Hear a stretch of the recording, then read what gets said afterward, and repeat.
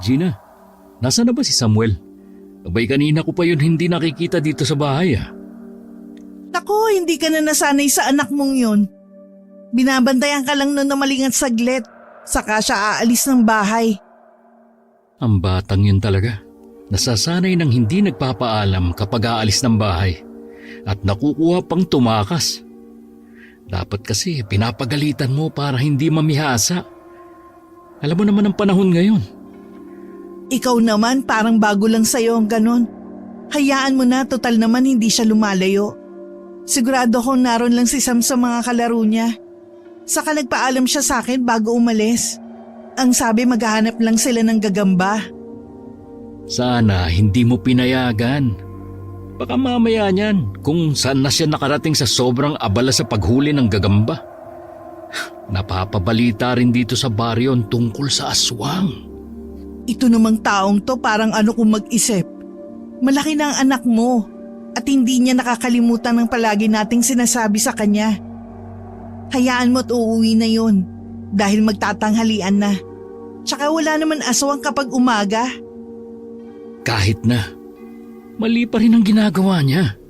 Mas mabuti na yung nag-iingat.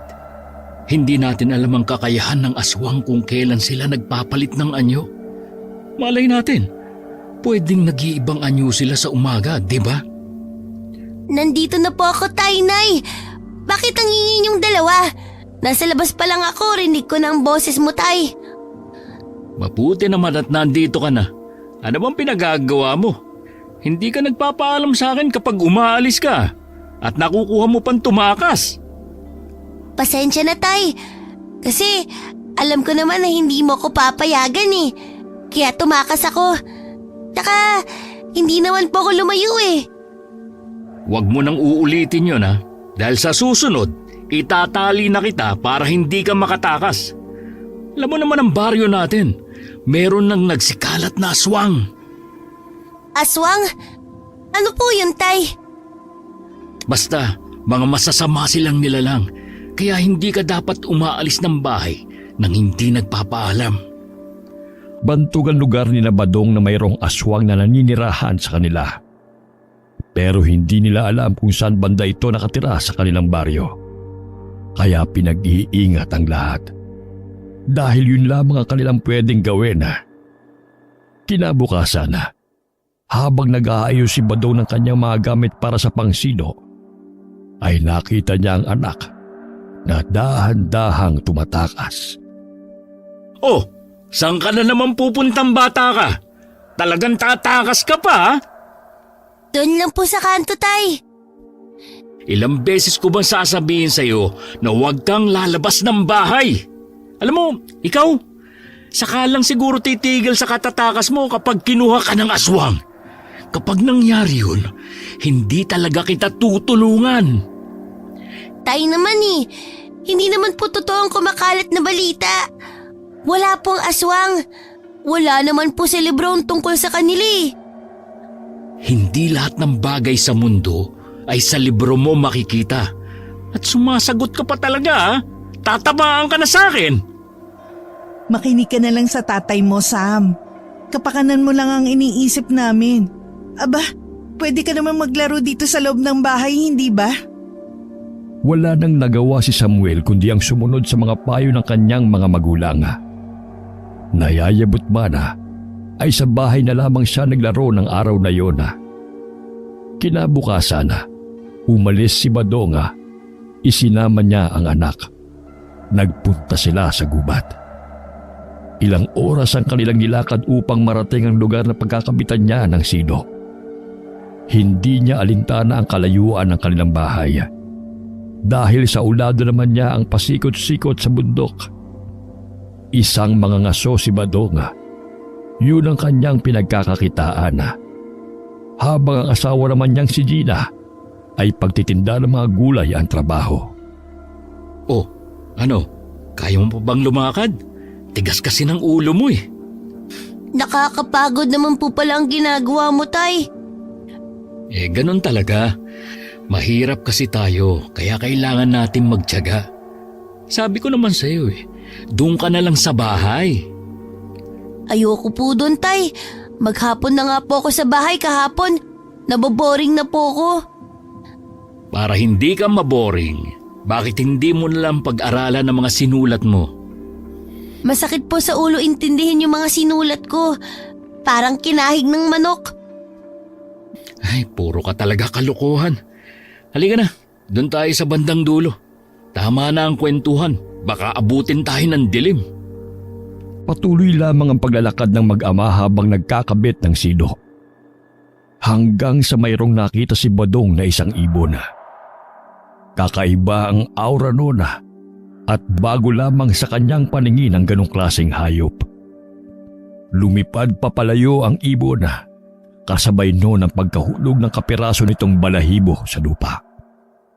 Nang makita niya yon, ay agad niya itong nilapitan sa kapinulot. Nang damputin niya yon, ay nakaramdam siya ng kakaibang enerhiyang nagbumula sa balahibo. Itim na may halong pula at lila ang kulay nun. Pinakatitigan niya ito ng mabuti bago yon inilagay sa kanyang bulsa. Ipinagpatuloy niyang muli ang pagkabit ng mga silo hanggang sa makaramdam siya na parang may mga matang nakamasid sa kanila. Hinawakan niya kaagad ang kamay ng anak para hindi na ito lumayo pa. Bakit po, Tay? May problema po ba? Wala naman. Basta dito ka lang sa tabi ko. Huwag kang lalayo sa akin. Po, pero gusto kong kunin yun, oh. Ang ganda kasi ng paru-paro. Doon ka na lang sa bahay manghuli ng paru-paro. Mas magaganda yon. Huwag ka nang makulit. Hay, sige na nga po. Hindi na ako magkukulit. Nagmadali si Badong sa pagkabit ng mga silo. Dahil habang tumatagal sila sa gitna ng kakahuyan, ay kakaiba na ang nararamdaman niya. Ilang saglit pa ay naisipan na nilang umuwi. Ginabi na kasi sila sa kakahuyan. Habang naglalakad palapit sa kanilang bahay, ay tanaw niya na ang asawa na nakaabang sa labas. Halatang nag-aalala na ito sa kanilang dalawa ni Samuel. Makikita ang pagkabalisa nito habang patingin-tingin sa daan. Pero napawi rin yun nang makita na sila nitong paparating. Ginabi na kayo ng uwi. Saan ba kayo nagpunta? Kanina ko pa kayo hinahanap eh. Tsaka itong si Sam akala ko kung saan na naman nagpupunta. Mabutit kasama mo pala. Umalis kami kanina nung umalis ka. Nagkabit kami ng mga silo. Sana nga lang merong maligaw doon na hayop.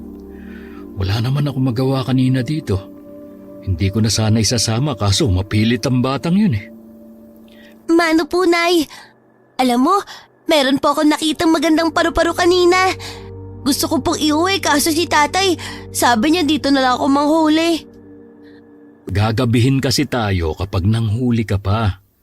Bukas na bukas, manghuli ka riyan sa labas ng bahay ng mga paru-paro. Ibinaba ni Badong ang kanyang mga gamit sa pagsisilo saka bumaling sa asawa. Ikaw mahal, kumusta ang lakad mo kanina? Marami ka bang nakuha ang kabuti? Aba, oo naman mahal. Hindi ako nabigo sa lakad ko. Tignan mo sa palangganita. Naroon ang mga nakuha ko. Ang dami nga eh. Inginuso ni Gina ang palangganitang nasa hapag. Malayo man, ngunit kitang punong-puno yon ng mga nakuha nitong mga kabute kanina. Binalingan naman ng ginang ang anak nang marinig ang kwento nito tungkol sa mga paru-paro sa gubat. Ikaw naman, Sam. Bakit kailangan mo pang sa gubat manghuli ng paru-paro? Marami naman dyan sa labas ng bahay. Mas maganda po kasi yung mga hayop dun sa gubat, Nay. Alam mo kasi anak, baka mahulog ka sa bangin kapag hinabol mo ang mga paru-paro. Delikado para sa'yo. Ganun po ba, Nay? Sige po, hindi na po ako mahuhuli rin ng paru-paro. Nabaling ang atensyon ng mag-ina sa malakas na ekslamasyon ni Badong nang makita nito ang mga kabuteng nakuha ni Gina. Aba, oo nga, ang dami naman ito. Hindi natin to mauubos kainin. Sayang kung mabubulok lang. Huwag kang mag-alala, Badong. May solusyon na ako sa ibang kabute. Bukas na bukas sasama ako kay Samuel sa pagbaba ng bundok. Dadalhin ko mga yan para ilako. Magandang plano yan, mahal. Sa tingin mo, may bibili kaya niyan? Magtiwala ka lang, mahal. Kung hindi mabili, bakit hindi na lang natin ipamigay? Ang importante hindi na sayang at nakatulong pa tayo. Oh, siya. Ikaw na ang bahala riyan bukas. Tama naman ang naisip mo, mahal. May pasok na naman bukas, naku. Mapapalaban na naman ng mga paa ko nito sa paglalakad. Kaya nga ang solusyon dyan mag-aral ka ng mabuti. Nang sa ganun makabawi ka man lang sa hirap at pagod na dinaranas mo araw-araw. Basta kapag nakapagtapos ako sa awa ng Diyos, ipapaayos ko tong kalsada. Natawa na lamang ang mag-asawa dahil sa sinabi ng kanilang anak. Kahit pa magreklamo ay wala naman silang magagawa dahil yun na talaga ang buhay nila. Habang tumatambay si Badong sa labas ng bahay, ay naalala niya ang balahibo na nakita niya. Kinapa at inilabas niya yon mula sa kanyang bulsa. Pinakatitigan niya ito ng maigi. Sa buong buhay niya, ay ngayon lang siya nakakita ng ganong klaseng balahibo. Habang pinagmamasdan yun, ay bigla namang nag-ingay ang aso nilang si Bogart. Kahul ito ng kahul sa likuran ng bahay. Gina, patigilin mo nga si Bogart sa kakatahol. Ang ingay-ingay eh.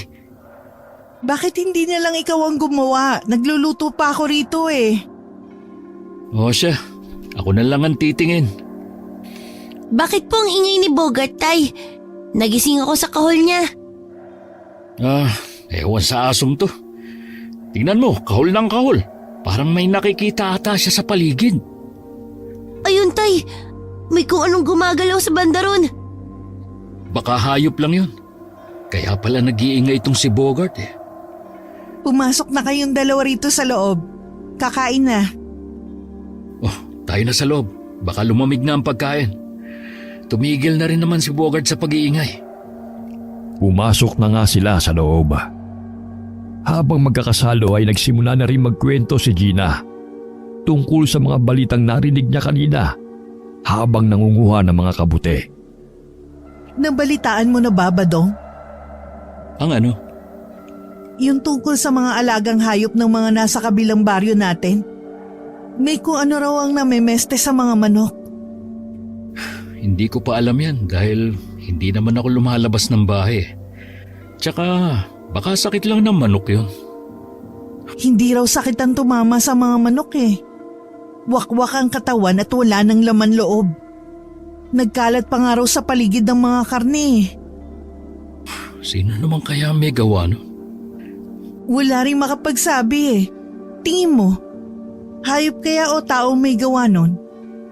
Iniisip ko nga baka tao na wala sa katinoan ang may gawa nun. Pero pwede rin namang mabangis na hayop pero…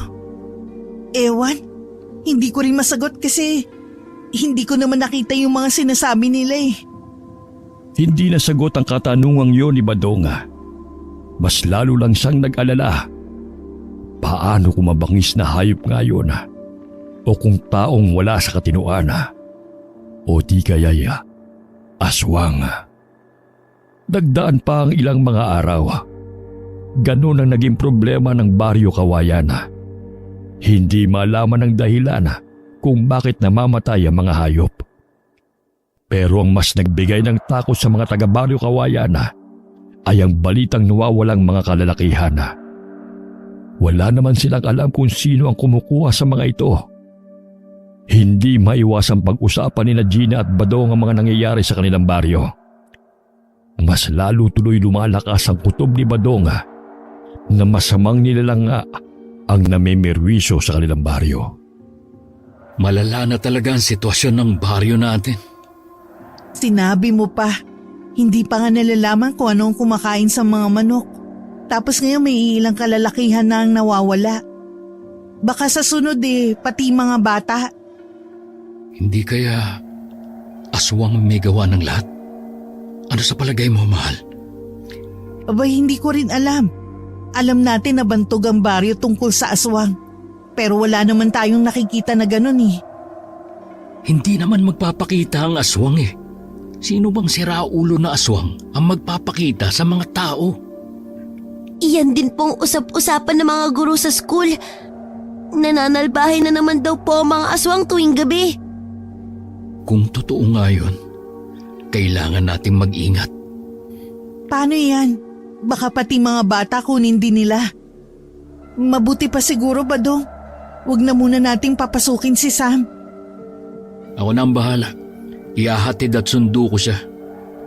Kinagabihan na, masayang kumain ang mag-anak. Ngunit nang tumayo si Badong sa kinauupuan upang maghugas ng kamaya, ay napansin niya ang malaking bulto ng aso sa labas ng bahay. Hindi yun nakaligtas sa kanyang paningin dahil sa paggalaw nito na parang nagtago sa mga puno. Kinutuban siyang yun na nga siguro ang nilalang na namimerwisyo sa kanilang baryo. Gina, magmadali ka. Kunin mo ang buntot pagi. Bilis! Ha? Bakit? Ano ba yun? Bilis na! Huwag ka na magtanong. Kunin mo na lang. Bantayan mo si Samuel. Huwag mong hahayaang sumunod sa akin ang bata. Dito lang kayo sa loob. Nakaramdam na rin ang takot si Gina sa tinura ng kanyang asawa. Madali niyang kinuha ang buntot pagi at ibinigay yun kay Badong. Hinila niya palapit sa kanya si Samuel at niyakap. Habang mabilis namang lumabas ng bahay si Badong na tila may hinahabol na kung ano. Diyos ko, huwag niyo po kaming pababayaan. Walang sinayang na segundo si Badong. Hinabol niya ang anino. At nang maabutan ay hinataw niya yon ng buntot pagi. Umatungal ng malakas ang nilalanga. Hahatawin sana niyang muli ang malaking aso. Ngunit sa kabila ng iniinda ng sakit, ay mabilis pa rin itong kumaripas ng takbo. Nagkaroon ng ideya si Badong na baka yung aso na yon ang kumakain ng mga alagang manok at ang hayop nila ang pepestihin. Nang masiguro niyang wala na ang malaking aso, ay bumalik na siya sa loob. Aalis ka rin pala, ha? Mamemeste ka na naman ng mga hayop. Ano ba kasi yun, mahal? Nakakanervyos ka naman. Bigla ka na lang lumalabas ng dala mo yung buntot pagi.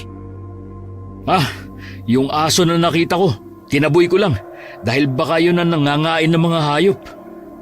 Naku, baka yun na nga. Nakarating na dito ang lokong aso na yun . Mabuti naman na itaboy mo. Oo, kaya pala nag-iingay na naman si Bogart . Tay, ano po yung ingay na narinig ko mula sa malayo? Kakaiba po huni ng hayop. Bago lang po yun sa pandinig ko. Parang alulong, nakakatakot naman. Ayun ba? Alulong ng aso yun, anak, na hinahataw ko ng buntot pagi. Balak pa atang dito mamerwisyo ng mga hayop sa atin . Pero tay, ano pong nangyari sa buntot pagi? Bakit po nagkaganyan? Para pong umiksi. Doon lamang napansin ni Badong ang hawak na buntot pagi. Kahit siya'y nagtataka na umiksi nga ang hawak na bagay. Kanina kasi ay mahaba pa ito na may sukat na halos 1 metro na parang latigo. Ngunit nang tukuyin niyo ni Samuel, ay doon nga niya nakitang umiksi nga ito. Kinabukasan, hinatid na ni Badong ang anak papunta sa paaralan nito. Nang nasa daan sila, ay may napansin si Badong na hindi maganda. Meron kasing 3 asong nakamasid sa kanila. At sa tuwing tinitignan niya ang mga ito, ay yumuyuko ang mga ito na para bang itinatago ang mga mukha. Nang pabalik na siya sa kanilang bahay, ay hinarang siya ng mga aso. Agad namang naging alerto si Badong. Nasa parte na kasi siya na wala ng mga kabahayan. Sinugod siya ng isa sa 3 aso. Dinaluhong siya nito, ngunit naiwasan naman niya. Kinuha niya sa baywang ang buntot pagi na mabuti na dala niya dahil sa nangyari kagabi. Humaba yun at naging 1 latigo. Doon niya napagtantong may kung anong mahika ang buntot pagi na hawak niya. Hindi nga nagkamali ang kanyang nakita kagabi. Nagiging latigo nga ito. Inihataw niya ang latigo sa mga aso. Panay alulong at angil ang ginagawa ng mga ito sa tuwing tinatamaan sila. Isang malakas na paghampas pa ang ginawa ni Badong sa 3 aso. At nang matamaan ng mga ito, ay nagkaroon sila ng mga sugat sa likod. Dahil sa natamo ng mga ito ay gumapang na sila para tumakas. Hahabulin pa sana niya ang mga ito. Ngunit kagad namang naglaho nang lumusot sa kakahuyan. Hindi maiwasan ni Badong na mag-isip tungkol sa nangyari sa kanya sa daan kanina. Nadatnan siya ni Gina na malalim na nag-iisip. Parang ang lalim ng iniisip mo dyan ah. May problema ka ba? Kanina kasi, nung hinatid ko si Sam, hinarang ako ng mga aso. Kakaiba sila, mahal. Bakit ka naman nahaharangin ng mga aso? Yan din nga ang tanong ko sa sarili ko eh. Ngayon lang to nangyari sa akin. Baka naman amoy tae ka pa. Kaya ka siguro hinarang ng mga aso. Sira, naghugas ako ng maayos. Kung ganon, bakit ka hinarang ng mga yon? Malakas talaga ang kutob ko na hindi sila ordinaryong aso, mahal. Ano bang ibig mong sabihin? Para kasing mga nagpapanggap lang silang mga aso. Pero ang totoo ay aswang sila. Kung totoo man yung sinasabi mo, dapat talaga magdoble ingat na tayo. Yun talaga ang dapat gawin. Nagdaan pa ang ilang araw. Nakakaramdam na rin si Badong tuwing gabi ng kakaiba. Parang may umaaligid sa bahay nila. May kung ano ring ingay sa kanilang bubungan. Pero ipinagsawalang bahala na lamang muna niya ang mga yun. Hanggang sa muli na naman niyang nakasagupa ang mga asong pamilyar sa kanya. Ngunit wala rin namang nangyari dahil naitaboy niya ang mga yun. Pero ang bumabagabag talaga kay Badong ay ang balahibo na nakita niya. Hindi kasi niya malaman kung ano nga ba ang dala nun sa kanya. Dahil magmula na mapasakabay niya yun, ay naging sunod-sunod na ang ikwentro niya sa mga aso. Hindi talaga sila titigil. Sinong hindi titigil, mahal? Yung mga aswang na nakasagupa ako, Gina. Hindi ko nga alam kung anong kailangan nila sa atin eh. Aswang? Nakasagupa mo sila? Totoo ba yan, Badong? Kailan ba ako hindi nagsabi ng totoo? Naalala mo ba yung kwento ko sa'yo na mga asong humarang sa akin? Mga aswang sila, Gina, na nagpapanggap na aso para makapangbiktima. Ano? Sila rin ba yung nangunguha ng mga lalaki? At yung mga aswang na bantog dito sa atin? Kung aswang nga sila, bakit ka nila hinaharang? Wala nang iba. Sila na nga siguro yun. Saka wala akong ideya kung bakit ko sila nakakaengkwentro. Natatakot ako para sa anak natin, Badong. Baka mamaya siya ang puntiryahin ng mga aswang. Huwag kang mag-isip ng kung ano-ano. Ngayong alam na natin na may aswang dito, ihahatid at sundo ko si Sam para sa kaligtasan niya.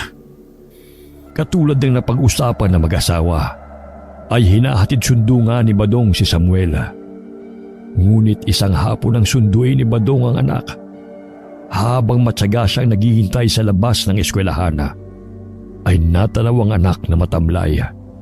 Naglalakad ito ng mabagal na para bang may iniindang sakit. Agad niyang sinalubong si Samuel at nagulat pa ang anak nang makita siya nito. Nagtaka naman si Badong sa inasta ng anak. Baka sa mukha nito na may dinaramdam nga itong masakit sa katawan. Sam, ayos ka lang ba? Itay, bakit ka pa narito? Hindi po ko maayos, Tay. Medyo masakit po kasi ang tiyan ko eh. Sinusundo kasi kita. Bakit naman sumakit ang tiyan mo? Ano bang kinain mo buong maghapon? Lugaw lang naman po. Kanina po kasi may nakita akong isang lalaki na nagtitinda dito sa labas. Amoy pa lang po ng lugaw, nakakagutom na. Kaya ayun, bumili ako tapos mga ilang saglit pa, sumakit na ang tiyan ko. Naku naman, baka nadudumi ka lang yan. Hindi po, Tay. Masakit po talaga eh. Pabalik-balik na po ko sa CR namin pero hindi ako nadudumi. Paano ba natin makakausap ang lalaki na binilan mo wala na nagtitinda dito sa labas? Mabuti pa, magmadali na tayo. Pahira na lang natin ang langis sa bahay ang tiyan mo. Habang naglalakad sila pauwi ay hindi maiwasan ni Badong ang makaramdam ng kakaiba sa paligid. Ramdam niya kasing may mga matang nakamasid sa kanila. Sigurado siyang mga aswang na naman ang mga yun. Saglit siyang tumigil. Kinapa at inilabas ang balahibo ng ibon sa kanyang bulsa. Nanlaki ang mga mata niya nang makitang lumiliwanag yun. Mukhang may ipinapahiwatig ang balahibo sa kanya. Mukhang pinag-iingat sila dahil may nakaambang panganib. Isang kaluskos sa damuhan ang narinig ni Badonga. Napahinto naman sa paglalakad ang anak niya at napatakbo sa kanya pabalik. Lumabas mula sa damuhan ng mga aso. Pinalibutan sila ng mga ito. 6 na aso ang pumalibot sa kanilang mag-ama. Inihanda niya ang sarili. Ibinalik niya sa loob ng bulsa ang balahibo at hinugot ang buntot pagi na nakasukpit sa kanyang tagiliran. Kailangan niyang protektahan si Samuel. Tay, nakakatakot ang mga aso. Sobrang laki naman nila. Tingnan mong isang yun. Sobrang laki. Huwag kang hihiwalay sa akin, anak. Hindi sila tunay na aso.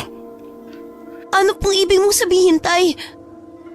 Saka ko na ipapaliwanag sa'yo kapag nakaalis tayo mula sa mga asong yan. Talagang palagi nila tayong binabantayan sa pag-uwi. Hala, Tay! Bakit naging taong mga yan? Di ba kani-kanina lang mga aso sila? Pero bakit ngayon bigla silang naging tao? Dahil mga aswang sila, anak. Ngayon ay nasagot na ang katanungan mo kanina. Hala! Totoo nga ang aswang. Ano nang gagawin natin, Tay? Nakakatakot po sila. Bigla na lamang silang inatake ng isa sa mga aswanga. Tumalon ito sa ere. Naging mabilis naman ang pagkilos ni Badong ng mga oras na yon. Walang sabi-sabi na sinalubong niya ng hagupit ang aswanga. Bumagsak ito sa lupa. Umangil naman ang ibang kasamahan nito dahil nalagasan sila ng isa. Sumugod ulit ang dalawa kay Badonga. Pero ganun din ang nangyari. Nilatigo niya ang mga ito at kitang-kita nila kung paano bumaon sa katawan ng mga aswang ang dulo ng latigo. Umatras ang 3 aso na para bang natakot na matulad sila sa mga kasamahang nasaktan. Maya-maya pa'y may dumating na isa pa. Dahan-dahan itong naglakad papalapit kina Badonga habang unti-unting nagpapalit ito ng anyo. Tao na ang itsura nito nang tumigil ito ng ilang dipa sa kinatatayuan ni Badonga. Ano ba talagang kailangan niyo sa amin? Totoo nga ang balita sa amin na nasa iyong balahibo ng ibon na matagal na naming hinihintay na mapa sa kamay ni Papo Bagsik. Anong ibig mo sabihin? Anong kailangan niyo sa balahibo? Huwag na tayo maglukuhan pa. Alam mo kung ano yung tinutukoy ko. Ang mabuti pa, ibigay mo sa akin ang balahibo ng ibon. Wala ka nang pakialam kung anong gagawin namin sa balahibong yan. Balahibo lang pala ng ibon ang gusto mo? Bakit hindi ka manghuli ng mga ibon sa gubat? Sigurado ako magsasawa ka sa balahibo. Hindi ako nakikipagbiroan sa'yo. Akin ang balahibo. At sinisiguro kong hindi na namin kayo gagambalain. Habang tumatagal ay marami ka nang nasasaktan na kauri namin. Pasensya na, pero hindi ko maibibigay ang gusto mo. Alam kong wala akong alam kung bakit gusto mong makuha sa akin yon. Pero ramdam kong gagamitin nyo ito sa hindi maganda. Matalino ka talaga. Ibibigay mo ba? O patuloy namin kayong gagambalain at idadamay ko ang pamilya mo? Hindi mo ako matatakot. Magkakamatayan muna tayo. bago mo makuha ang balahibo ng ibon. Hindi mo pa taglay ang totoong lakas ng balahibo. Babalik kami para kunin yan. Hinampas ni Badong sa lupa ang latigo. Sa lakas ng kapangyarihan na dala nito, ay nabungkal ng kaunti ang lupa kung saan yun tumama. Susugod sana kina Badong ang ibang aswang nang pigilan ito ni Pinggoya. Si Pinggoya ay ang aswang na kausap ni Badong. Alam kasi nitong malakas ang kapangyarihan na ininalabas ng balahibo. Kapag sumugod sila, ay sigurado siyang malalagasan na naman ang mga kauri niya. Umalis na kayo! At huwag nang babalik! Nagsasayang lang kayo ng mga oras. May dahilan kung bakit nasa akin ang balahibong ito. Pagbibigyan kita ngayon. Pero sa oras na bumalik kami, sisiguraduhin kong mapapasakin na ang gusto ko. Habang tumatakbo ang oras, maraming inosenteng taong madadamay dahil sa iyo, Badong. Halina kayo! Sa ibang araw na lamang natin kunin ang balahibo. Hihintayin ko ang araw na yon! Tay, uwi na po tayo. Natatakot na po ako sa kanila. Tsaka doble na po ang sakit ng tiyan ko. Wala na sila, anak. Hindi na sila babalik pa. Subukan lang nilang bumalik. Kakatayin ko talaga sila. Tay, bakit ganun po ang buntot pagi mo? Nagiging isa po tong latigo. At parang takot na takot ang mga lalaki kanina. Tsaka po kitang-kita ko kung paano masaktan ng mga pangit na yun. Hindi ko rin alam, anak, kung ano nangyayari sa buntot pagi. Dahil siguro yun sa balahibo na nakita ko. Balahibo? Ano po yun? Sa ngayon, hindi mo pa maiintindihan ang lahat, anak. Pag-uwi nila ng bahay, walang preno ang bibig ng anak nila sa pagkukwento tungkol sa nangyari habang papauwi sila. Tahimik lamang na nakikinig si Gina at Badong kay Samuel. Umaaksyon pa ito sa hangin, katulad ng ginawa ni Badong kanina. Alam din ni Badong na gusto magtanong ng asawa niya tungkol sa kinukwento ng anak.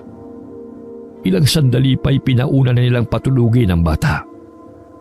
At nang masiguro nilang tulog na ito, ay saka naman sila nag-usap. Ano bang kailangan sa'yo ng mga aswang na yon, Badong? Meron ka bang kinuha sa kanila na mahalaga at palagi nila kayong inaabangan? Hindi ko ugali ang kumuha ng hindi sa akin. Saka nagsimula lang naman lahat ng to dahil sa balahibo ng ibon na nakita ko sa gubat. Balahibo? Anong balahibo ba yan?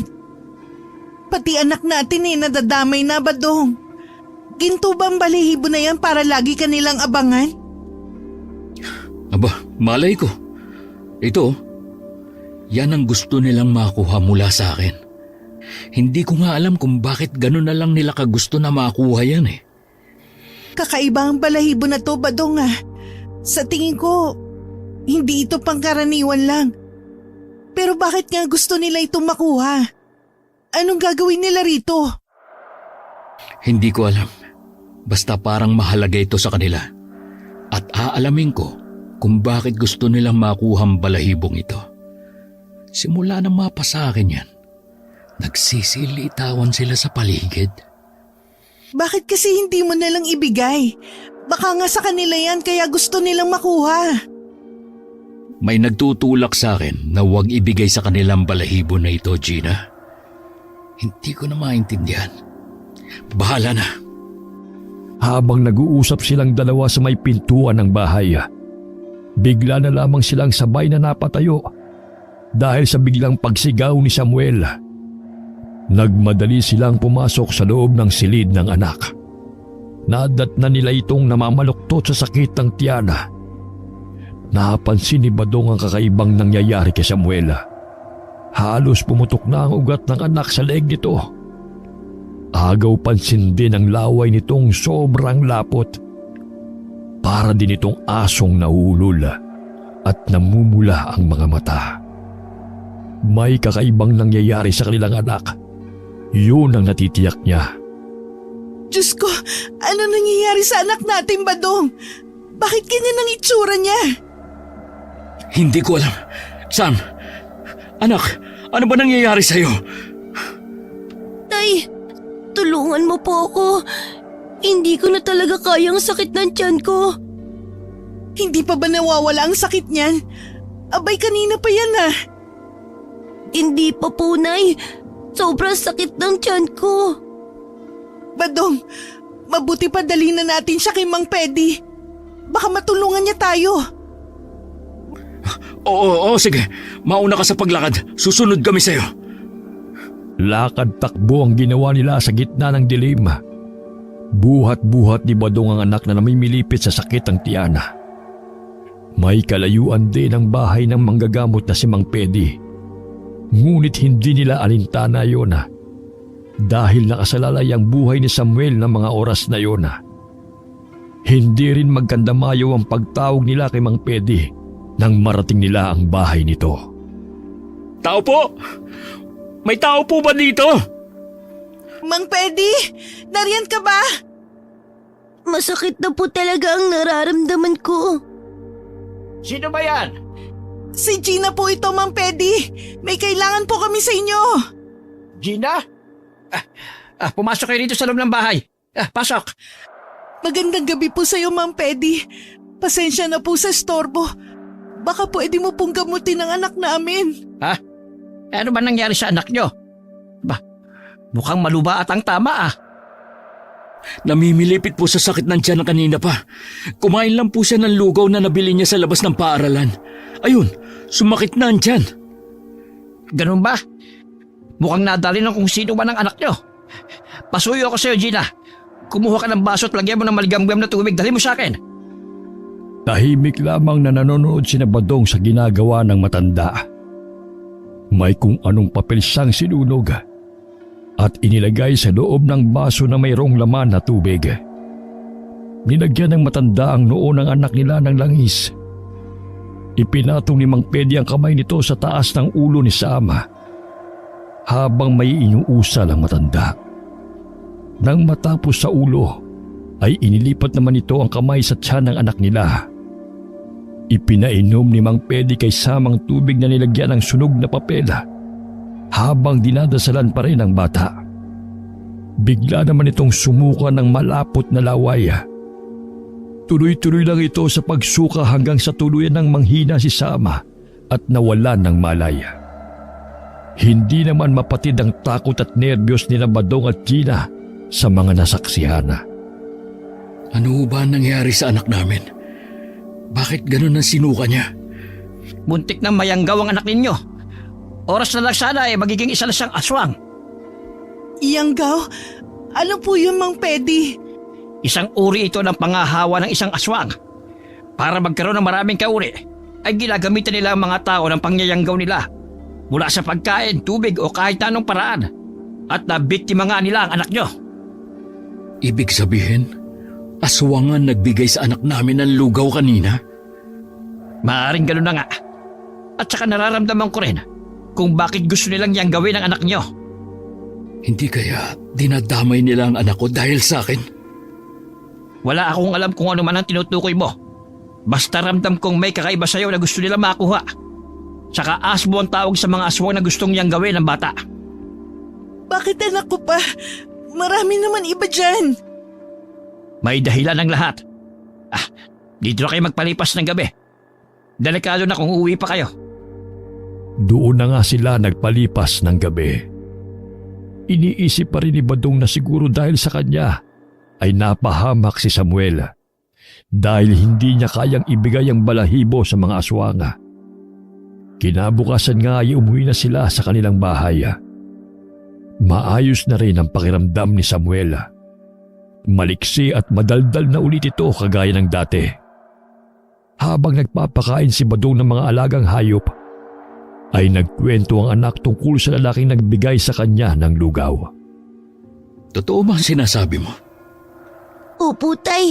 Siya nga po yung tindera ng lugaw sa labas ng paaralan namin na binilahan ko. Bakit hindi mo agad sinabi sa akin? Paano ko sasabihin sa'yo inatake na tayo ng mga aswang? Basta, sa susunod, mag-iingat ka na sa mga taong pagbibilan mo. Baka hindi mo na alam, ibang pagkain na ang kinakain mo. Opo, Tay. Mag-iingat na po ko sa susunod. Isang linggo ang lumipas. Hindi na muli pang nakaramdam si Badong ng kakaiba sa paligid. Pero kahit ganun pa ba na, ay palagi niyang inihahatid at sinusundo sa eskwelahan ng anak.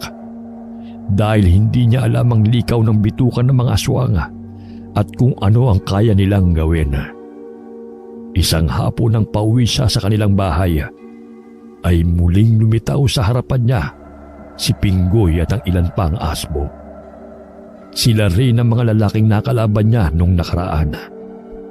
Kayo na naman. Talagang wala na kayong kasawaan na harangin ako ah. Sapat na siguro ang isang linggong palugit namin sa iyo, Badong. Sana naman ay nakapag-isip ka na ng tama. Katulad ng sinabi ko nung una nating pagkikita, hindi ko ibibigay ang gusto mo. Ano bang meron sa balahibo? Gagawin kong lahat para makakuha sa iyo ang balahibong yun. Kailangan ng lahi namin ang balahibo. Huwag ka nang magtanong pa. O baka naman kinulang pa para sa iyo ang ginawa namin sa anak mo. Wala akong pakialam sa lahi mo.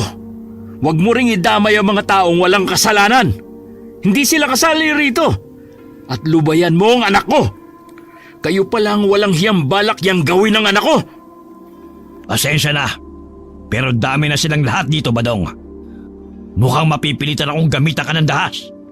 Matigas ka kasi. Kaya naman ginalaw na namin ang anak mo. Walang iya ka! Sinenyasan ni Pinggoy ang mga kasamahan niya para atakihin si Badong. Agad namang kinuha ni Badong ang buntot pagi at iwinasiwas sa ere. Ngunit nagtaka siya dahil wala roon ang balahibo sa puno ng buntot pagi kung saan niya itinali. Hindi rin naging isang latigo ang buntot pagi. Kahit ganun ay matapang niya pa rin hinarap ang mga asbo. Sinunggaban siya ng isa na agad niyang naiwasan at hinagupit niya ito ng buntot pagi. Umangil ito dahil sa sakit. Sumugod ulit ang isa pa na agad din niyang naiwasan. Hinampas niya ito ng hinampas hanggang sa manghina. Sakto naman ang pagharap niya isang malakas na suntok ang tumama sa kanyang panga. Mapikit-pikit si Badong dahil ramdam niyang umiikot ang paningin niya. Yan lang ba ang kaya mo? Nasaan ang kakayahan ng mutya ng balahibo? Bigyan mo ko ng magandang laban, Badong. Ano? Tumayo ka dyan! Mutya? Anong mutya? Wala ka talagang alam?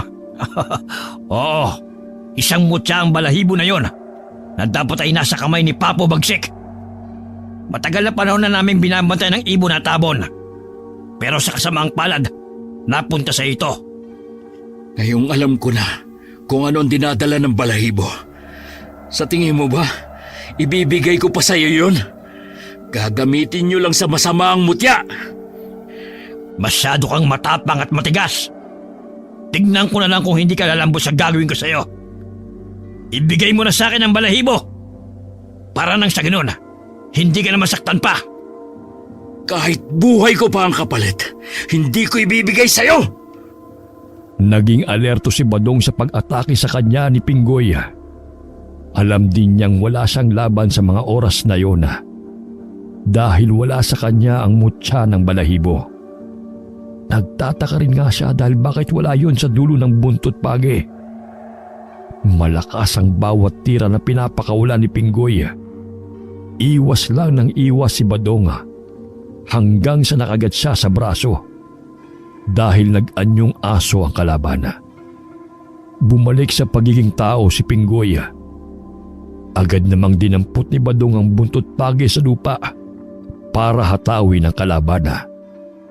Agad naman siyang nakaramdam ng sakit sa kanyang likuran dahil kinalmot yun ng kalaban. Dahil sa mga natamong sugat ay tuluyan na siyang nanghina. Dahil doon ay tuluyan na siyang pinaglaruan ng mga asbo. Tinalian siya ng baging upang hindi makagalaw. Tuwang-tuwa naman ang mga kalaban niya habang nakikita siyang nahihirapan. Hindi na nagawa pang lumaban ni Badong dahil ramdam niya ang sakit ng katawan. Pakawalan mo ako dito! Hayop ka! Gagawin ko lamang yon kapag ibinigay mo na sa akin ang mutya. Nasaan na? Huwag mo kong sinasagad dahil baka patayin na kita ngayon. Hindi ka naman bulag. Wala sa akin ang mutya na hinahanap mo. Dahil kung nasa akin yon, sa mga oras na to, malamang hindi mo ako matatalo. At baka patay ka na ngayon. Alam kong hindi mo ko kayang patayin. Dahil kapag nangyari yun, hindi mo makukuha ang balahibo.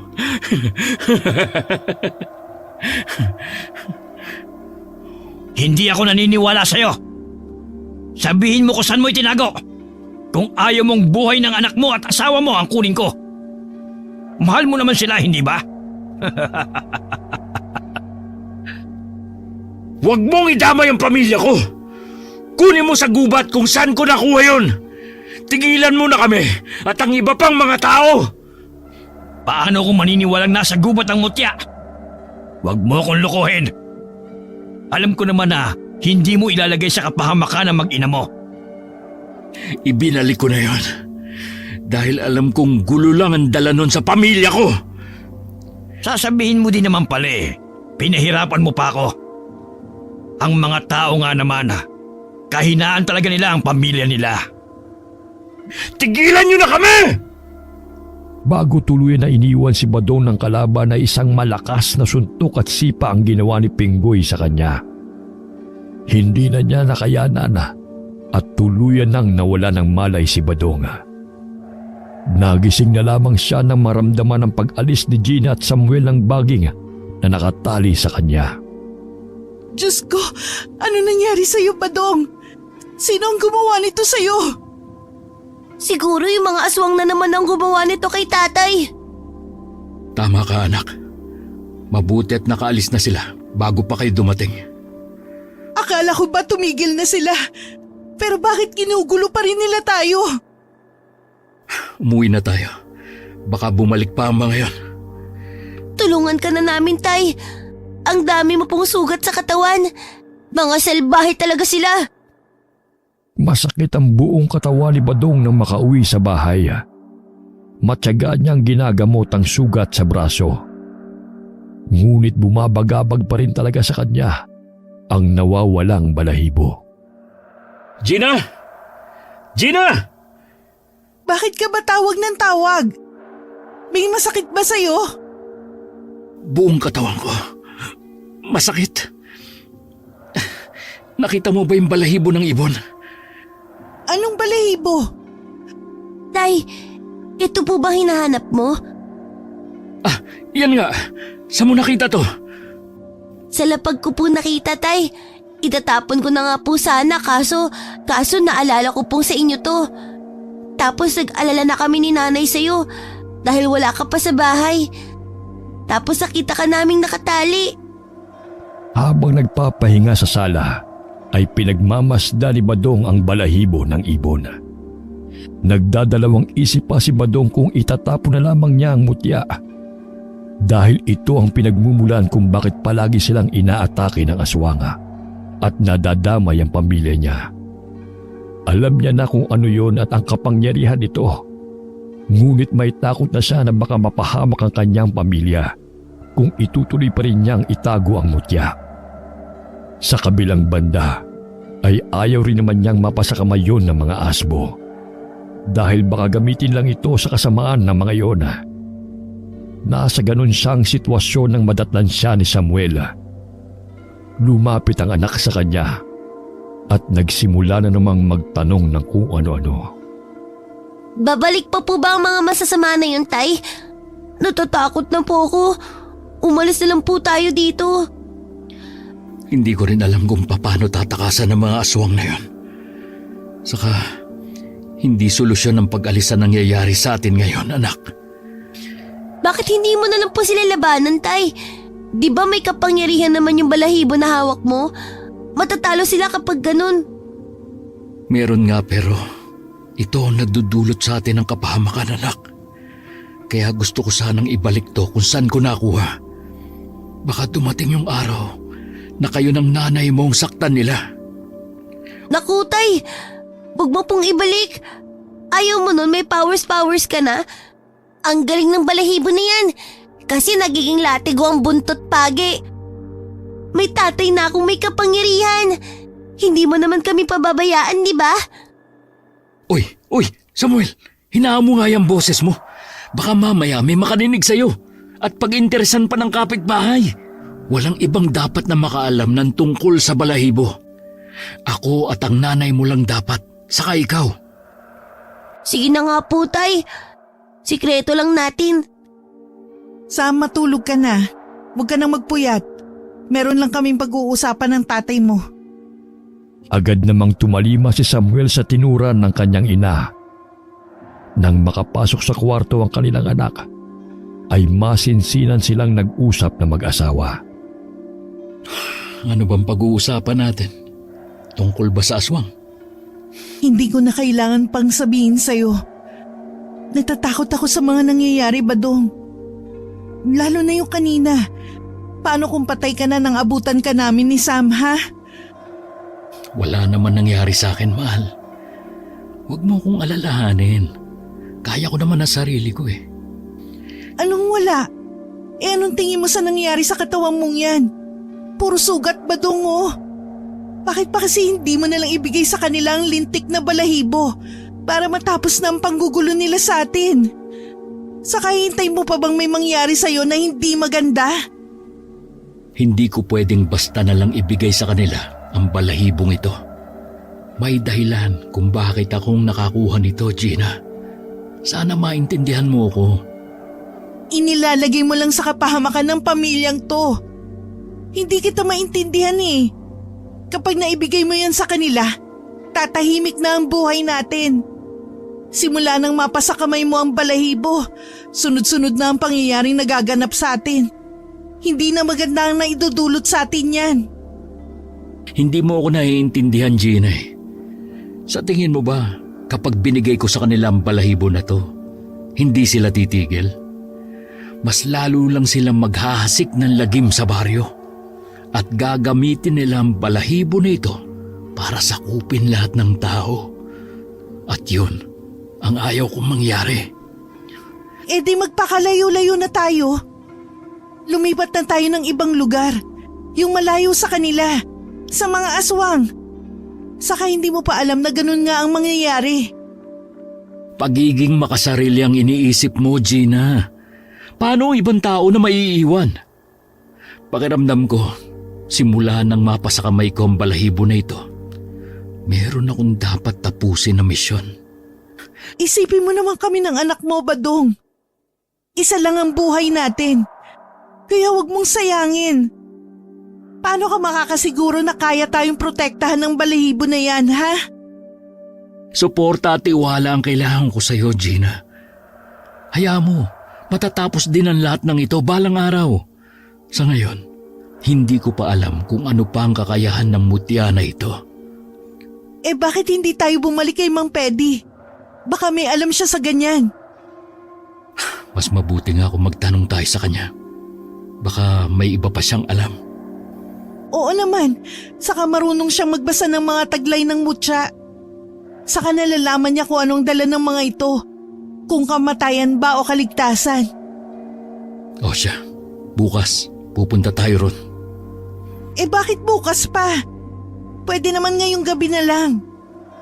Mahirap na ang lumabas at lumakad sa gabi. Hindi natin alam kung nasa paligid lang ang mga aswang. Sumang-ayon na rin si Gina sa mungkahi ng asawa. Kaya naman kinabukasan ay maaga pa lamang ay umalis na ng bahay sina Badong para pumunta kay Mang Pedi. Inihatid muna nila sa eskwelahan si Sam. Magandang umaga, Mang Pedi. Alam kong meron kayong mahalagang sadya. Masaya kung bumalik kayo ulit dito sa bahay. Paano niyo po nalaman? Dahil wala namang pumupunta rito sa bahay na hindi importante ang sadya nila. Tama po kayo, Mang Pedi. Meron lang po kaming gustong ipabasa sa'yo. Ilagay mo sa aking palad ang bagay na dala nyo. Ito, sana'y maayos ang mabasa mo. Magmula po nang mapasa akin ang bagay na yan, pakiramdam ko, Nagsilabasan ng mga aswang. Balahibo ng tabon. Hindi ko sukat akalain na meron pa palang ganito sa mundo. Nung huli akong makahawak ng balahibo, ay noong 5 taon pa lamang ako. Paano napunta sa ito? Ano po ba nakikita nyo sa balahibong yan? Anong may dudulot niyan sa amin at sa lahat? Nakuha ko lang po yan sa gubat kung saan ako naninilo. Wala naman akong kaalam-alam kung ano po ba yan. Nagandahan kasi ako sa kulay, kaya kinuha ko. Nagsisilabasan na silang lahat dahil sa balahibong ito. Hindi magtatagal ay magaganap na ang isang labanan. Ito ang dahilan kung bakit ayaw kayong lubayan ng mga aswang. Gusto nila itong makuha mula sa iyo, Badong. Ano ang ibig niyong sabihin, Mang Pedi? Ang balahibo ng ibon na ito ay isang mutya. Malinis ang nakikita ko sa kanya. Kapayapaan ang hatid niya sa lahat. Mabuti na lamang at ikaw ang nakakuha sa mutyang ito. Dahil kung nasa kamay ito ng mga aswang, ay magdudulot ito ng kaguluhan at kamatayan sa mga tao. May gusto lang akong malaman kung bakit gustong makuha ng mga nilalang na yon ang mutya. Bakit ako pa ang nakakuha niyan? Gusto ko na lang ibalik yan sa gubat. Ibig mo bang sabihin ay mga aswang? Noon pa man ay hinahangad na nilang makuha ang balahibo ng tabon. Bihira lang itong makita sa gubat. Gustong gusto nilang makuha yon para gamitin sa kasamaan. Hindi mo na mababago ang kapalaran mo, Badong. Sadyang sa'yo binigay ng kalikasan ng mutya na ito. Ano po ba ang dapat kong gawin? Isa lamang ang dapat mong gawin. Ingatan mo ng mabuti ang mutya na nasa iyo. Sa nalalapit na kabilugan ng buwan, magiging agresibo ang mga aswang para makuha nila sa iyo ang mutya. Huwag mong hahayaan na makuha nila yan. Dahil wala nang pipigil pa sa kanila para patayin ang mga tao. Anong gagawin nila sa mutya kapag bilog ang buwan? Sa kabilugan ng buwan, doon lalabas ang tunay na enerhiya ng mutya. Ang lakas mo at ang mutya ay magiging isa. Taglay mo ang lakas nito dahil tangan mo ang balahibo ng tabon. Sa nalalapit na pagbilog ng buwan, babalik-balikan kanila para makuyan sa iyo. Dadasalan ng papo nila ang balahibo para mapasa kanya ang enerhiya ng mutya. At kapag nangyari yon, Badong, sila na ang mag-ahari sa lahat at sa iba pang lahi ng mga aswang. Maraming salamat po, Mang Pedi. Ngayon ay nalaman ko na ang lahat. Walang anuman. Mag-iingat ka lamang na hindi mako sa iyo ang mutya. Hindi sila titigil lalo na ang papo ng mga aswang. Maghaharap kayong dalawa at maglalaban. Malakas ang kutob ko. Nagagamitan kanila ng kahinaan mo. Ano pong kahinaan ang gagamitin nila sa asawa ko? Kailan po sila maghaharap ng sinasabi mong papo? Maaring kayo, Gina, ang gagamitin ng mga aswang. Mag-iingat lamang kayo. Hindi ko alam kung anong araw. Oras lang ang makakapagsabi nun. Palagi lamang kayong maging handa. Bakit papo ang tawag sa aswang? Yun ang tawag nila sa matandang aswang na pinuno. Bago sila umalis ng bahay ni Mang Pedi, marami pa silang napag-usapan tungkol sa aswang. Napag-alaman din ni Badong na dating may tangan ng mutya ang matanda. Yun nga lamang ay binawi ito sa kanya ng kalikasan dahil ginamit niya ito sa hindi tama. Masyado niya kasi itong inabuso. Mula noon ay naging isa na lamang siyang tanungan ng mga tao. Ilang oras pa ang lumipas ay nagpasya na silang umalis dahil maghahapon na. Dinaanan na lamang nila ang anak para isabay sa pag-uwi. Sa tingin mo ba, Badong, tama kaya ang mga sinabi ni Mang Pedi sa atin? Kinikilabutan ako sa mangyayari. Abay, hindi ko alam. Ikaw dapat ang nakakaalam niyan dahil kilala mo siya. Siguro naman, tama ang mga sinabi niya. Saka may tiwala naman ako sa kanya. Natatakot ako sa kung ano man ang mangyayari, Badong. Minsan napapaisip ako na baka hindi gumana ang mutya kapag kabilugan ng buwan. Magtiwala ka lang, mahal. Malakas ang paniniwala ko na malilipol ko ang mga aswang. Huwag lang mangyari ang sinabi ni Mang Pedi na kayo ang gagamitin ng mga aswang laban sa akin. Yun din nga ang problema natin, Badong. Hindi naman pwedeng umabsent si Sam sa eskwela. Baka kasi abangan siya ng mga aswang kapag labasan na niya sa hapon. Kailangan doble ingat lang tayo at bantayan si Sam. Hindi natin alam kung anong oras o araw sasalakay ang mga aswang na yon. Kinabukasan na, habang nag-aayos si Badong ng mga gasera na may laman na krudo, dumating naman ang kanyang asawa na galing sa palengke na bumili ng pagkain nilang kakasa sa loob ng 1 linggo. Oh, bakit ganyan ang mukha mo? Parang takot na takot ka dyan. Paanong hindi ako matatakot, Badong? Balita na naman na merong nawawalang mga kalalakihan dito sa atin. Parang sunod-sunod na ang pagkawala nila. Nakaraan ganun din. Mas lumala lang ngayon. Baka po may masamang nangunguha sa kanila, Nay. Ay, yan din ang iniisip ko eh. Pagkatapos nilang makuha ang mga tao, baka kinukuhang laman loob nila para ibenta sa black market. Nakakatakot naman po pala talaga. Aswang ang may gawa nun. Katulad ng sinabi ni Mang Pedi, nang yayanggaw ang mga ito para dumami ang mga kauri nila. Kaya ba nangunguha sila ng mga tao dahil gusto nila magparami? Parang gano'n na nga. Tay, nga po pala, anong gagawin mo sa mga bote na yan? Ito ba? Pwede itong gawin panlaban sa mga aswang. Naghahanda lang ako para sa pagsalakay nila. Panlaban? Bakit kailangan mo pang gumawa ng ganyan, Tay? Hindi po ba may mutya ka na? May mutya nga ako, pero kinakailangan ko rin itong gawin para maubos agad ang mga aswang na yun. Mahihirapan ako makipaglaban sa kanila kahit may gamit akong mutya.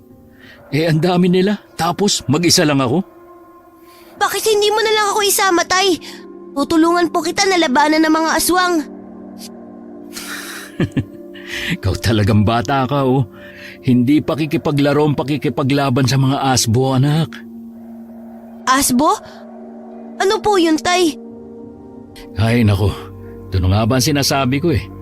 Hindi ka dapat makarinig ng kung ano-ano dahil marami ka talagang katanungan. Pumasok ka na lang sa loob. Kinagabihan na, tahimik na ang paligid ng mga oras na yun na. Papatulog na sana si Badonga nang makarinig siya ng kakaibang ingay ng hayop sa paligid at kung ano-ano pa. Ang ingay naman ng asong yun. Sawayin mo nga, Badong. Lalo na si Bogart.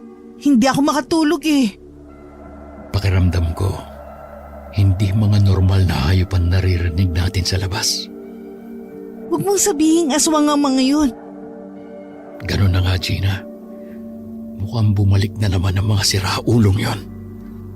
Naririnig mo ba ang mga ingay na yon? Oo. Sila ba yun, Badong? Oh, saan ka pupunta? Sisilipin ko lang sila. Puntahan mo si Sam sa silid niya. Baka magising yon dahil sa ingay ng nasa paligid. Sige, mag-iingat ka. Kinuha ni Badong ang buntot pagi na nakasabit sa pintuan at saka sinilip ang labas. Wala pa siyang nakikita na kahit na ano. Hanggang sa napabaling siya sa kabilang banda. Kitang-kita niya ang isang aswang na dahan-dahang gumagapang sa lupa papalapit sa bahay nila. Nagtago si Badong sa dingding ng bahay. Alam niyang sisilip ang aswang sa butas. Kaya naman agad niya itong sinaksak ng kutsilyo na nakita niya sa dingding. Umangil ang aswang na yun. Agad na lumabas si Badong na dumaan sa bintana. Nilatigo niya ang nasaksak na aswang. Umatungal ito ng malakas. Dahilan para magsilabasan ng mga aswang na nagtatago sa paligid. Hindi na talaga kayo nadadala. Inuubos niyo ang pasensya ko. Ikaw ang umubos ng pasensya namin. Niloko mo kami. Ang sabi mo, ibinalik mo na sa gubat ang balahibo. Dapat pinatay na kita. Hindi ko alam na madali ka lang palang utuin. Kasama ng mga kauri mo. Hindi ko talaga binalik ang balahibo dahil itinago ko. Pagbabayaran mong ginawa mong yun. Sapat na ang ilang araw na binigay namin sa'yo. Masyado ka nagmamatigas. Nagawa mo ba kaming lukoy at gawing tanga? Kahit na ano pa ang gawin nyo, hindi ako magpapatalo! Ganon ha? Mga kasama, sugurin sila! Lapain ninyo hanggat hindi napapatay! Idamay niyo ang mag-ina niya! Iwinasiwas ni Badong ang buntot pagi at hinagupit ang isang aswanga. Sunod-sunod ang pag-atake ng mga asbo. Pero kahit anong gawin nila, ay hindi nila malapitan si Badong. Sa bawat paglatay ng dulo ng latigo sa katawan ng mga aswanga, para silang mahati at malaki ang sugat na dulot noon sa kanila. Napapatras pa ang iba sa pagsugod. Wala nang sinayang panaoras si Badong at pinaghahampas niya ng latigo ang mga asbo. Gumagapang na lamang ang mga ito sa lupa dahil sa tindi ng sakit. Galit na galit si Pinggoy at sinugod si Badong. Hanggang sa nagkaroon si Badong ng pagkakataon na latiguhin si Pinggoy. Tinamaan ito sa likod at balikat. Napaluhod ang kalaban at namimilipit sa sakit. Balak na sanang tapusin ni Badong ang lalaki nang biglang narinig niya ang sigaw ng asawa at anak. Tay, tulungan mo po ako! Bitiwan mo ang anak ko! Badong, tulungan mo kami! Kinukuha nila si Sam! Buwisit talaga kayong mga aswang! Pakawalan niyo ang anak ko! Talo ka pa rin, Badong! Sa amin muna ang anak mo! Hanggat hindi mo ibinibigay sa amin ang gusto namin! Tayo na mga kasama! Dalhin niyo ang bata! Hayop ka! Huwag mong idamay ang anak ko! Damay na ang pamilya mo! Simula nang hindi mo ibinigay sa amin ang bagay na yon! Kapag hindi ka nakapag-isip ng tama, baka bangkay na lamang ng anak mo madadatnan mo! O di kaya isa na rin siya sa amin! Sa oras na makuha ko ang anak ko, pagsisisihan mo ang gabing ito! Gusto pa sanang sundan ni Badong ang mga asbo, pero mabilis silang nawala at pumasok sa kakahuyan habang bitbit ang anak niya. Pumasok siya sa loob ng bahay para makita ang asawa. Isang malakas na sampalang dumapo sa pisngi niya. Nakita mo na! Nakita mo na ang resulta ng ginawa mo! Pati anak natin tinangay nila! Hindi ko naman alam na makukuha nila si Sam. Di ba sabi ko sa'yo, bantayan mo siya? Paano sila nakapasok sa loob ng bahay? Anong magagawa ko kung pinasok kami ng mga halimaw na yon? Pinilit kong makuha ang anak natin. Pero malakas sila. Wala akong laban sa mga aswang na yon. Kukunin ko ang anak natin. Kaya huminahon ka. Hindi nila sasaktan si Sam dahil nasa akin ang kailangan nila. Ibigay mo na lang kasi sa kanila ang gusto nila. Matatahimik lang ang buhay natin kapag nakuha nila ang mutya. Simula nang dumating sa atin ang balahibo na yan, nagkandaleche-leche na ang buhay natin, Badong. Akala ko ba malinaw na sa'yo ang sinabi ni Mang Pedi? Hindi ko rin ginusto ang nangyari at mapasa akin ang mutyang ito. Saan natin nahanapin si Sam? Hindi natin alam kung saan sila naglulungga. Sa ulado kong pasikot-sikot sa kakahuyan, mahanap din natin sila. Inihanda ni Badong ang mga ginawa niyang gasera na may laman na gas. Gagamitin niya ito para masunog ang mga aswanga. Alam niyang hindi niya kakayanin ang bilang ng mga aswanga. Tanging mutya lamang ang kasama niya, samantalang ang aswang ay marami. Inilagay niya sa bagang mga gasera. Sumama na rin sa kanya ang asawa. Pinasok nila ang kakahuyan kahit gabi na. Ilang oras din silang naglakad hanggang sa matanaw nila ang mga ilaw. Dahan-dahan silang lumapit na mag-asawa. Sisigaw sana si Gina nang makita ang anak na nakatali. Umiiyak ito habang napapalibutan ng mga aswanga. Pero agad namang tinakpan ni Badong ang bibig niyang asawa. Gusto mo bang makita nila tayo? Sisirain mo lang ang plano ko. Pero anak natin ang itinali nila, Badong. Hindi mo ba nakikita? Nakikita ko siyempre. O ito, hawakan mo tong gasera. Anong gagawin ko sa mga to? Sisindihan natin at sabay itatapon sa mga aswang. Baka mapano ang anak natin. Baka masunog siya. Natatakot ako, Badong. Sa mga aswang mo ihagis ang gasera, hindi sa anak natin. Kabilugan ba ng buwan ngayon? Tignan mo ang buwan. Unti-unti nang lumalabas at nagliliwanag. Totoo nga sinabi ni Mang Pede. Mukhang nakikiayon sa atin ang swerte. Sabay nilang sinindihan ang gasera at itinapon sa mga bahay ng aswang. Agad na nagsiliyab ang mga bahay. Ang iba naman sa mga aswang ay nilalamon na ng apoy. Nagsiatungal ang mga ito at nagkagulo. Lumabas na rin sina Badong sa pinagtataguan. Nagpalit ng pagiging asbo ang mga lalaki. Ang ibang asbo naman ay nakilala ni Badong. Ito ang mga lalaki na nawawala sa kanilang baryo. Wala na ito sa mga katinuan. Pula na ang mga mata at may mahabang pangil. Ganap na silang mga asbo. Sinugod siya ng mga ito. Inilabas ni Badong ang kanyang buntot page. Humaba ito ng 1 metro at naging latigo. Hinataw ni Badong ang mga asbo. Nahati kaagad ang katawan ng mga ito sa tuwing lalatay ang latigo sa kanilang katawan. Naging sintalas ng patalim ang latigo.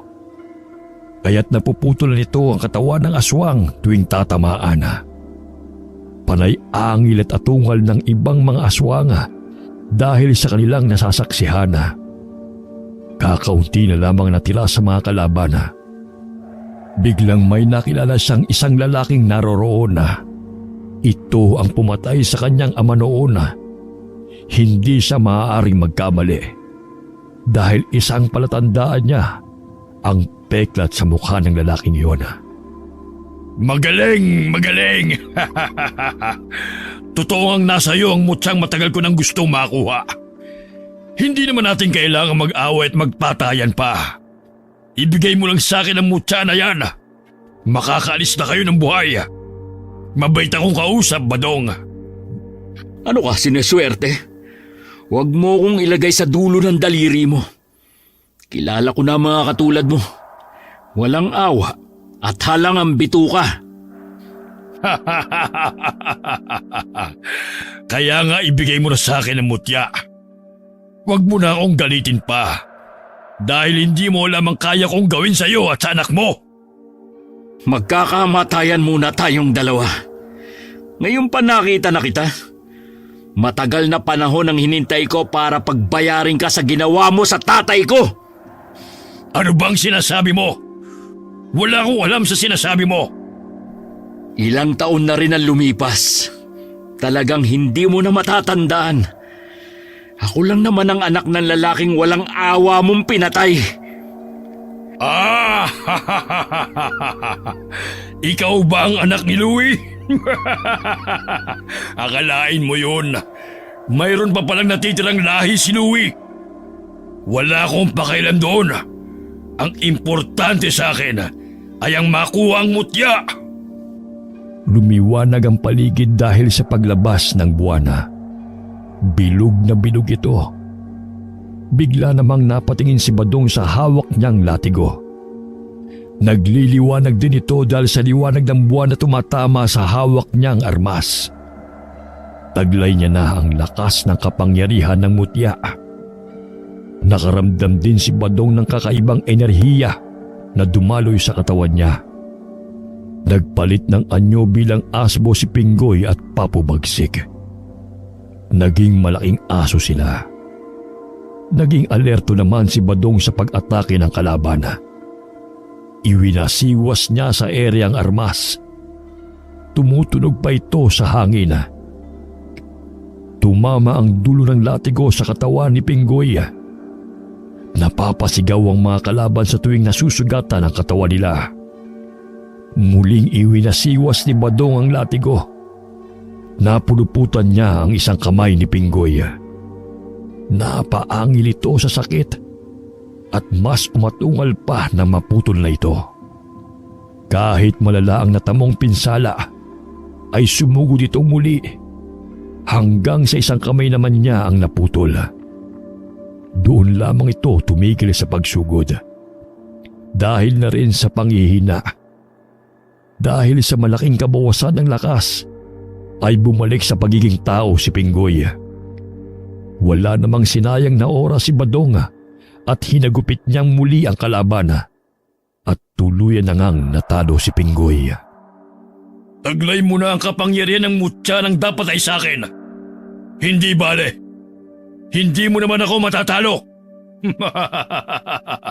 Walang makakatalo sa akin na kahit na sino. Huwag kang pakampante. Hindi lahat ng kasamaan ay nananalo. Tandaan mo yan!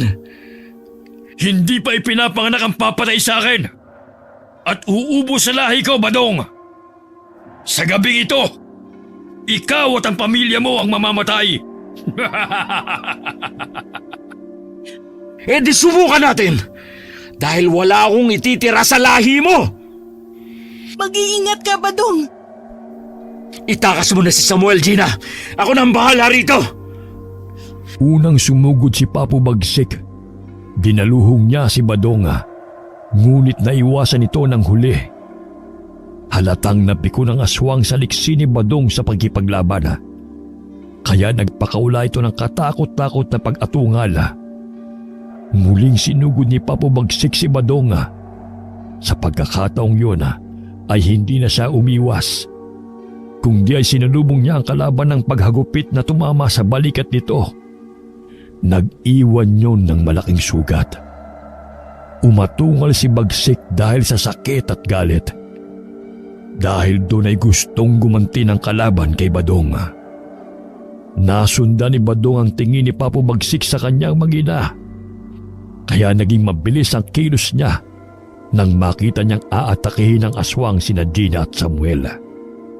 Tumalon sa air si Papo Bagsik para dambahin ang dalawa. Ngunit agad na iwinasiwas ni Badong ang kanyang latigo. Umusli ang patalim ng latigo sa dulo nito at tumama sa tiyan ng kalaban. Bumulagta sa lupa si Papo Bagsik at naging tao. Babangon pa sana si Papo Bagsik, pero isang malakas na hagupit ang tumama sa kanyang braso at naputol ito. Hinataw ulit ni Badong sa paa ang aswanga. Namimilipit ito sa sakit habang nakahiga sa lupa. Hindi na makatayo si Bagsik dahil wala na ang isa nitong paa. Hindi! Hindi pwedeng mangyari ito! Nangyari na. Kaya tanggapin mo na lang ang katapusan mo. Hindi! Hindi ko to tatanggapin! Magbabayad ka! Sinubukan pang muling tumayo ni Papo Bagsik, ngunit bumagsak pa rin ito sa lupa. Nang makitang hindi na makakalaban pa ang aswanga, ay lumapit kay Badong sina Samuel at Gina. Tay, mabuti po dumating ka. Ang sama-sama nila. Hindi ako pwedeng hindi dumating, anak. Hayaan mo, natapos na ang kasamaan nila. Gina, kunin mo yung isang gasera. Kailangan nating makasiguro na wala ng lahi niya ang natitira. Ang galing mo talaga makipaglaban, Tay. Lalo na tong buntot pagi mo. Ang astig. Nahati ang mga katawan nila. Oh, ito na ang pinapakuha mo. Bakit kailangan mo pang sunugan hindi na magtatagal yan? Ito ang dapat gawin sa kanila. Sunugin sa apoy. Di mamamatay siya ng pangalawang beses. Ganun na nga, mahal. Lasapin niya ang kamatayang walang kasing sakit. Ibinuhos ni Badong ang gas sa katawan ni Papo Bagsik at saka sinindihana. Nagsisisigaw ito habang nilalamon ng apoy. Bago nila nilisan ang lugar na yon, ay siniguro nilang walang natira na lahi ng aswanga. Kinabukasan, masaya silang nag-aalmusala dahil sa wakas natapos na rin ang misyon ni Badong. Naging tahimik na muli at payapa ang baryo nila.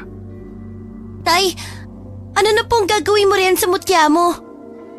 Di aalagaan at itatago. Wala na rin naman ang mga aswang eh. Pero alam kong makakatulong pa rin naman to sa atin at sa kapwa natin. Pwede po bang akin na lang? Naku, anong gagawin mo sa mutya? Hindi pa pwede sa'yo ang gumamit ng ganyan. Po, bakit hindi pwede? Ikaw talagang bata ka. Makinig ka na lang sa nanay mo, anak. Hindi mo pa kaya ang enerhiya na dala ng mutya. Marami ka pang pagsubok na dadanasin. Hayaan mo, balang araw, baka ikaw naman ang susunod na makakita ng mutya. Sige na nga po, mag-aaral na lang po muna siguro ako. Sana paglaki ko, meron pang mga aswang. Yun talagang dapat mong gawin. Saka talagang pinapangarap mo magkaroon pa ng aswang, ha? Kasi nga po, Nay, astig kayo makipaglaban sa mga ganun. Si tatay kasi inubos na yung mga aswang eh. Hindi man lang ako tinirhan. Pinapasakit mo ang tiyan ko sa kakatawa, anak. Kung hindi ko inubos yun, hindi tayo titigilan ng mga halimaw na yon. Gusto mo ba yon? Siyempre po hindi. Napuno ng tawanan ng tahanan ni Badonga. Lumipas ang mga araw, linggo at buwan na.